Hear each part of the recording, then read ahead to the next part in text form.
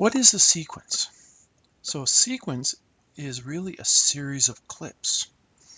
And along with that series of clips, we can add things in like titles and credits and audio and some blended layers to make a complete film or video. And typically a sequence, we only have one sequence. We put everything in one sequence, but it's possible to have multiple sequences that are nested. That creates a dynamically connected set of those sequences that is more for advanced editing workflows.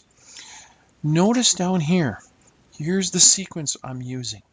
It has right here, it has the icon differently. It has a sequence icon. And these clips are sitting on my sequence. Up here, the name of the sequence is sequence 3. All right. So I could blitz the sequence. Now I have nothing on my timeline. But I could also take this sequence and drag it back. And let me change this a little bit. And there's my sequence 3 comes back to life. And I could delete these things off of here, right? And so this is a blank set for a sequence right now. So I can just drag these in and place them on my sequence. So when I'm bringing in these clips, I'm bringing in these various clips and I can drop them in on my timeline. Okay.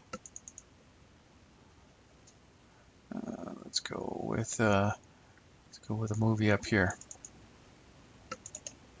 So I could just come in here and drag this in and place them on. And so now I have these 2 clips on this sequence called sequence 3.